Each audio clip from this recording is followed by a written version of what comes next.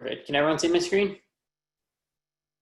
Perfect. Okay. Thank you so much for having me. I'm super excited to be talking with everyone.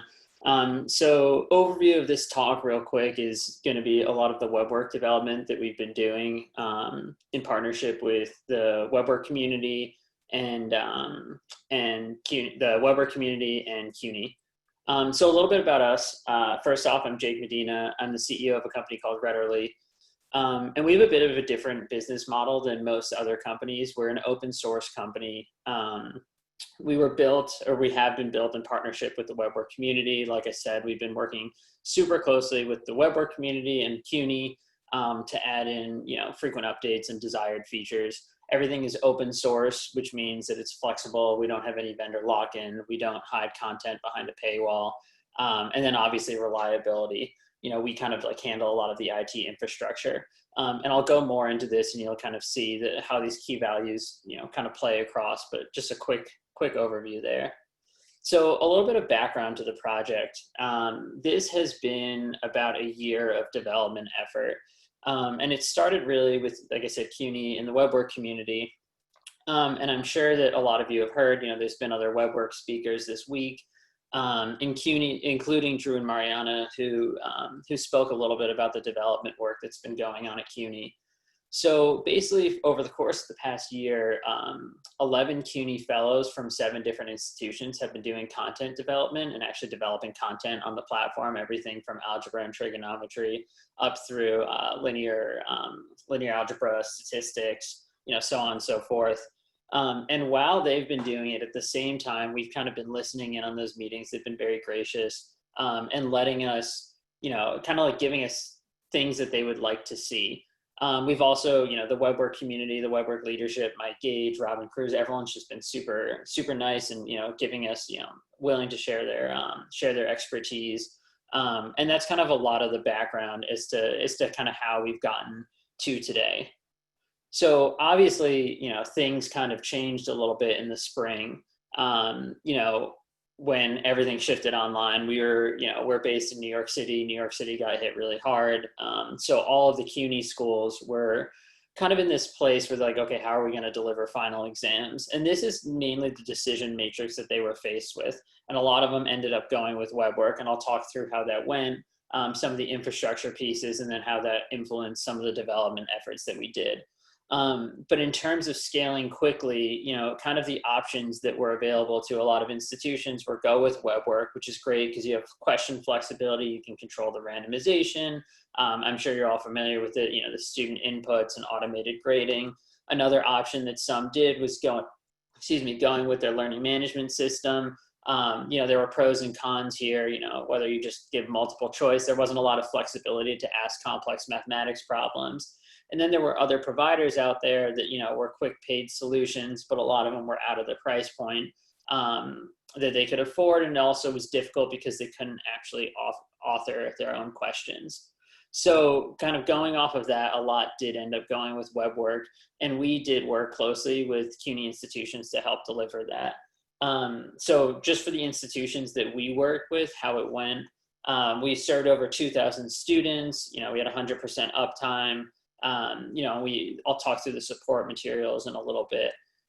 So kind of going into the support, this was really the crux of delivering a successful final exam experience on WeBWorK. One thing that we were very clear about and that was very important to us was that the first time a student, when a student logged into an exam, it shouldn't have been their first time interacting with that software. So for a number of CUNY professors, they had already used WeBWorK a little bit, but their students maybe weren't super familiar with it. So we created tutorials, like a bunch of videos that they could watch, a bunch of written tutorials, and we also created an orientation test so that when they came in, it kind of wasn't their first experience with it. Another really key feature that was important to delivering final exams was which is 6,000 emails sent for login and resources, and then the 5-minute average response time. So something that we found is obviously as people are navigating these new online environments, having really easy access to support was really critical to delivering a successful final exam experience. And I'm also going to go into the lessons we learned from this and the updates we made because of that. But in terms of the test duration while we were there, it was a very iterative process, which is kind of similar to our model, where, they actually delivered us final exams, like in an online format. We converted all of them into WeBWorK. It was basically a month-long process where we then, for a week after we had created them, we iterated with faculty to continually make updates to it. And then eventually we shared those out to all faculty so they could review the tests in advance, share it with their students, and then we actually deployed it to students. But once again, this kind of critical planning phase was really important. We had over 125 questions created, and we did do controlled randomization, so that any given question, there were 3 different question options within that little pool that it could pull from, so no one would really get the same exact test. Infrastructure, I'm not going to go a ton into this, but we had 100% uptime. We load balanced across 3 servers, and it went very smoothly. So that's a little bit of the background, but really where I kind of want to spend the crux of the conversation is the pathway forward. And these are the software updates that came from everything that we learned from, working with the WeBWorK community and CUNY over the past year, and also delivering final exams. So, I think what's similar to a lot of open source projects is there's a lot of really great kind of kernels in there. And for WeBWorK, the problem authoring is amazing. But at the same time, sometimes the tech infrastructure isn't exactly where it's, where it could be. And so, based on discussions, we've come up with these four updates is the key features that needed to be added. And I'll show you a little bit of the new platform, but I just want to talk through each one. So persistent authentication is probably the most important one. In terms of user experience, the way that WeBWorK currently works is that for each individual class, you have a separate login. And we've made it so that you can log in once, and you basically have all of your classes there. So if a professor is, say, teaching, pre-calculus and Calc 1, it'll just be one login, they can see both. And if a student, is going across semesters and goes from pre-calculus to Calc 1, they'll retain that login. And obviously that's better from a student perspective, but what's really interesting, and we'll talk about a little bit later in this presentation, is from a data retention perspective, that's also very interesting, because all of a sudden it opens up opportunities to start tracking that student's progress. So that you can say, does this student need an intervention? Have they been progressing as we expect them to progress? Can we see, is there like a common pitfall? Students clearly aren't understanding a specific concept. And we've been working a lot with researchers at CUNY to kind of flesh this out. And I'll show that and talk a little bit more about that later. So collaboration and creation, this really came out of the discussions that we had with the 11 CUNY fellows from the 7 different institutions, where they were all, and I think this is probably a common frustration, where you can basically create all of this content, but it's not super easy to just share it between different institutions, between different classes. So we've made it so you can basically create these model courses that you can spin up, and everyone can kind of see the changes that are being made. And there's like different admin levels where an admin can kind of create these model courses for people to pull down. But what's the beauty of that, and I hope that a lot of you were able to go and see Drew and Mariana's talk where they talked about the different content they're developing, is that you can actually kind of, the way that CUNY is doing it now is they have, they're creating model courses that basically span the entire gamut of what, let's just say, pre-calculus, like some start a little bit earlier, some go a little bit further in terms of concepts, and they're going to spin those out into a few different model courses aligned to open source textbooks. And what's great about this is, previously, if you wanted to get one of those few iterations of those specific, courses, you'd have to like ask the person, have them download their questions, send you the questions, upload them. This kind of makes it automatic, so that really, we would see CUNY as the start point, but ideally over time, if we can build more people into this ecosystem, all of a sudden, maybe someone in California or the UK could benefit from what CUNY is doing, and CUNY could benefit from what someone in the UK or California is doing, because it's so easy to share that content across. Redundancy, this one's another really important one. Tech infrastructure, I'm sure one of my major frustrations that I've heard, is you hear about all these online platforms that have been crashing, and there's really just no excuse for it. These platforms should be staying up. And right now, the way that WeBWorK works and a lot of infrastructure works is that if a platform goes down, it goes down. You have to respin it back up. And what we've done is allowed for two things: auto scaling and redundancy. This is a little bit techy, so I won't go too far into it, but auto scaling is super important because, say you during final exams or something, a ton of people start hitting a network very quickly, that'll take up capacity. And when it gets to 75%, well, first off, we always have two running, but if it gets to 75%, if they both hit 75%, a third will be spun up. And if that gets to 75%, a fourth will be spun up automatically. Redundancy means that, okay, we always have two up, and if for some reason one fails, the next one will be up. It can go to 75% and automatically another one will spin up. And it just means that it's a lot more reliable and it's a lot more secure. And then this customization and support. I'm going to talk a little bit more about this in a second. But one thing that's super exciting and like a little bit different about our model is that we really do work very closely with institutions. So we've started laying out different things that we could do. It's like, okay, yes, a base homework platform can deliver homework and it can grade it. But what if we could research? What if we could do A/B testing on, whether like this pedagogy or that pedagogy is more effective? For which students would it be more effective? We've talked about doing studies on how people are impacted by, the shift to online. By, specific intervention strategies. If they go to tutoring, is it improving them? Is it not improving them? And that really comes down to access to data and being able to track these students. And then we have an advisor portal that I'm going to talk about in a second as well. I'm actually going to share the screen that I am sharing so that you guys can see some of the updates that we've made. I'm not going to, go through this exhaustively. But, some of the stuff that we've created, you kind of can see this create course. I have different options here. I could create a college algebra and trig. You can add topics, add units. Once again, I'm not going to create this, but we could go into our pre-calculus course. And once again, this is just kind of dummy data that a professor could see. You can have your course description there.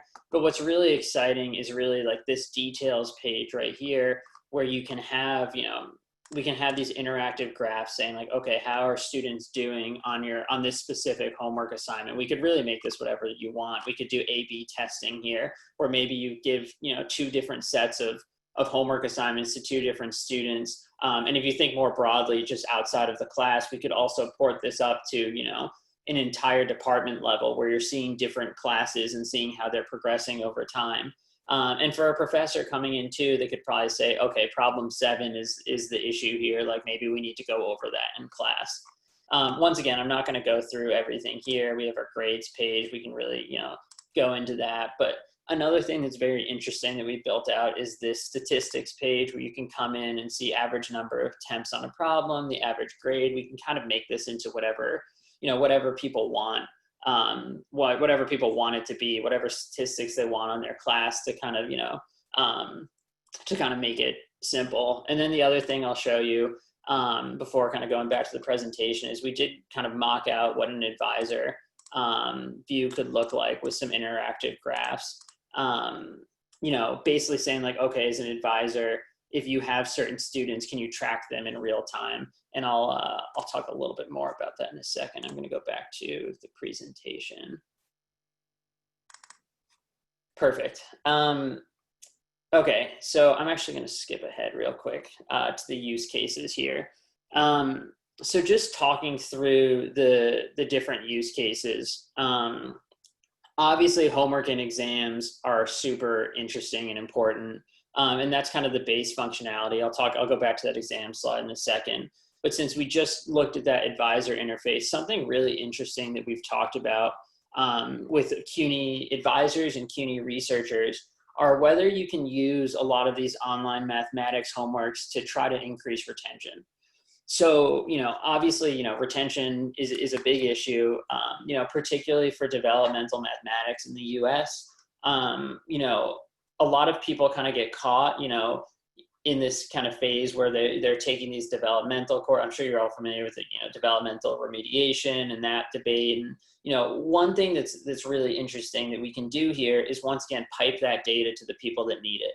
So we've talked to a lot of advisor programs, and the feedback that we've gotten is that traditionally the way that advising is done is that students will basically be in a course, and then halfway through the course, they'll send their professor a survey saying, does this student need an intervention or not? And whether this professor says yes or no, that student will then be signed up for tutoring. But if you think about the time that takes from a student, starting a course and maybe struggling from the beginning to when that professor fills out that survey halfway through the semester, we might be talking, like, on the best case scenario, a month, and on the worst case scenario, 2.5 months.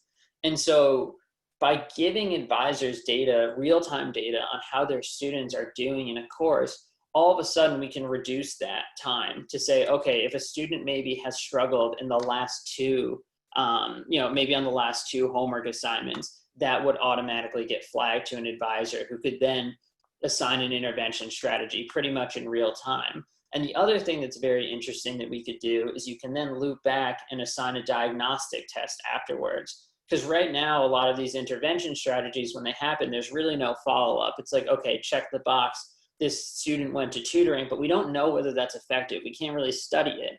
But since we have more data coming through, all of a sudden we can start looking at that and saying, okay, we can give a diagnostic assessment. Do they understand the concept that they went to tutoring for? Is this helping their performance going forward?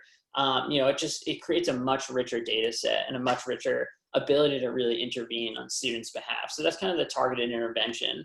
The research is critical too. We have kind of data scientists on our staff that have been talking with researchers and saying, what functionality can we automate for you? How can we make this easier? And really the research, we kind of see over the next few years that we want to be putting out papers and publishing our findings. Obviously we'll anonymize everything, but just kind of on broad swaths, like, what's effective. We've already talked with our CUNY fellows on, whether if you loop back content, is that more effective than if you just go straight through? What's the most effective way for students to be preparing for exams? Can we measure that? Can we not measure that? And all of that, once again, comes down to access to data and working with researchers. And then zero textbook costs. One thing that's very important to us and very important to the CUNY fellows that we work with is that, this should be free to students. We personally, for institutions that we work with, charge a flat institution rate. We don't actually charge students. And the content being developed at CUNY is all OER aligned, so that students won't have to pay for that. So I do want to talk a little bit about final exams too, because this is kind of a hot button issue now, especially with a lot of schools going online. So we did have some takeaways from that as well, and some features that we're building out. Obviously, WeBWorK's great because you can ask the questions you want. You can ask complex questions. You can have GeoGebra built in. I know that you guys are all familiar with that. But, we have talked about some possible customizations, and we're still in discussions here. We haven't actually fully built out these features.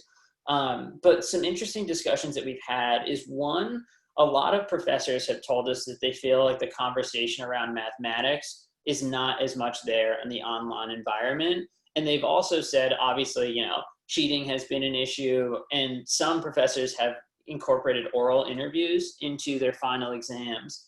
And so we've talked about trying to incorporate that into the WeBWorK platform, where basically students, after they answer a question, could kind of click a button and then describe their process for how did they come to an answer. Obviously, we would have the option to record it, in an audio or written, they could type it out too.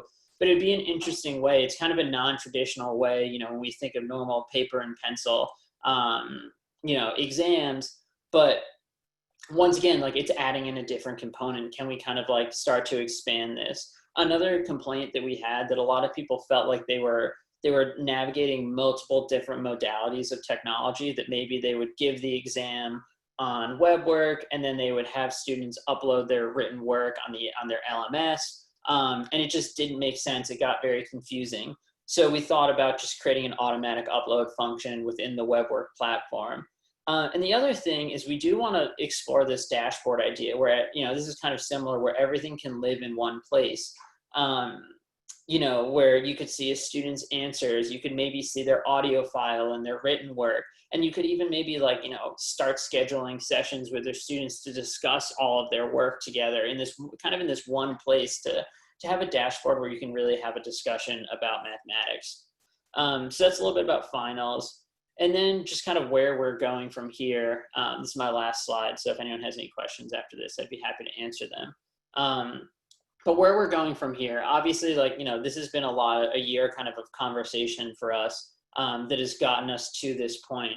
But really, we're working with a bunch of institutions, and the approach that we take to it is one, whenever we work with an institution, we start with a discussion, because I really do feel like each institution has specific needs, whether it be reporting needs that they want to automate, specific research programs or advisor programs that they want to build out. So we have that discussion. Obviously, we decide to partner, and then it's really a collaboration on, they kind of tell us what they want. We start to build it into the platform, and there's this iterative process. And then we kind of deploy, and we have this forward arrow for a reason, because this is an ongoing conversation that we have with people. We continually kind of, add features, refine. And the beauty of this, once again, is that we were working with multiple institutions. And we're open source. So whether you work with us or not, you can benefit from this. You can pull it down. That basically we're trying to kind of build this ecosystem where everyone can be sharing ideas and everyone, can benefit from those ideas. Obviously kind of our bread and butter is homework and exam support, cloud hosting. I'm not going to go through that too much. But that's a little bit about our platform. I'm looking forward to sharing, hopefully sharing some more updates later, because this is a continual refining process. But I'll pause there and open up if anyone has any questions.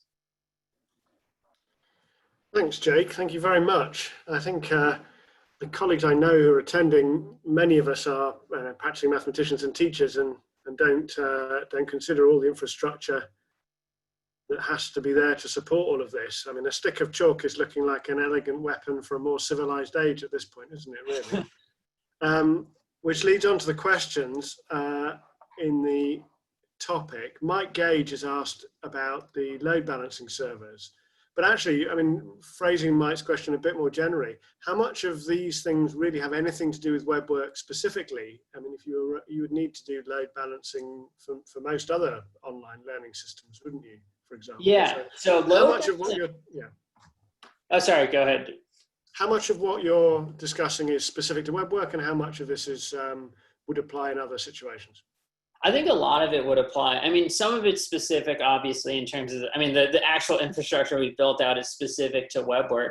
But in terms of the load balancing and the auto scaling, really every platform could benefit from that. I'm sure that people have had the frustration where a platform goes down, and it really is avoidable if you put the correct, infrastructure and data architecture on. One thing that we've had that was so interesting is that, if you look at the general environment now of, the providers that are out there, it's really kind of like, academics are doing one thing in the open source environment, and providers are doing something else in the proprietary environment. And there's really not a lot of cross collaboration, other than the fact that maybe, the proprietary people will pay an academic to just create content for them, or will pay an academic to write a book for them. But that's really the end of the relationship.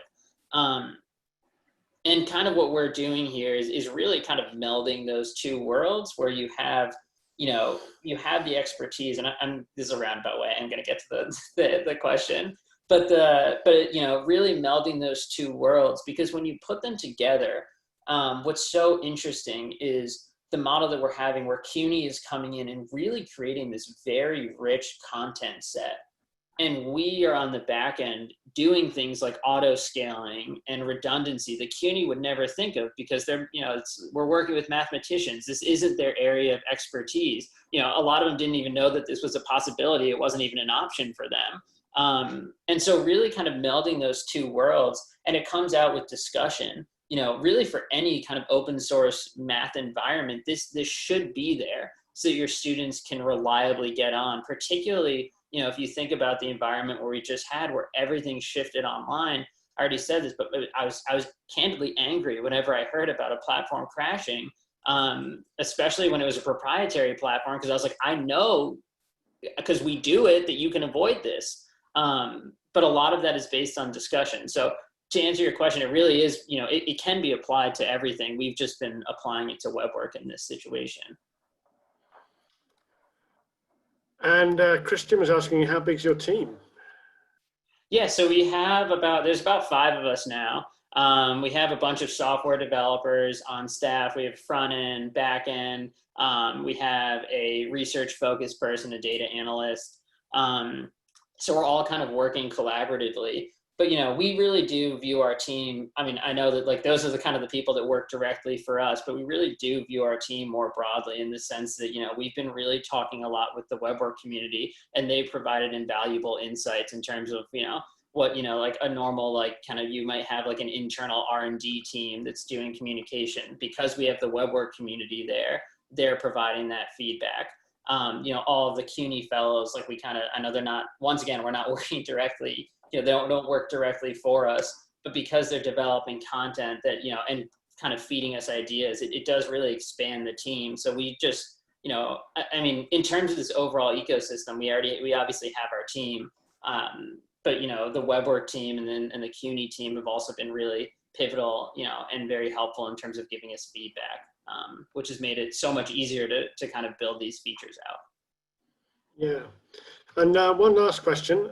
There are a number of questions on the forum we won't have time for. If Jake, you might like to follow those up afterwards. Yeah, I will. They're happy to do that. But just one last question is about the research. Do you know whether the automated recommendations for tutoring are adequate? Yeah, so that's something that we're that's something that we're researching. It's going to be like a to be determined. I think that it will definitely be a continually refined thing.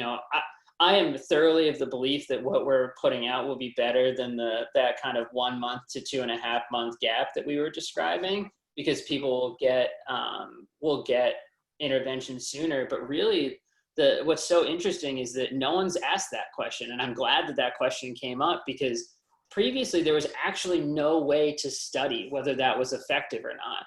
And so what I think is going to come from this is we'll probably find that some things are effective and some things aren't. And then we're going to be refining that over time. But until you really can access that data and start asking those questions, the answer is we don't know, because it just hasn't existed before. And so I'm really excited that we can start asking those questions and actually start studying it.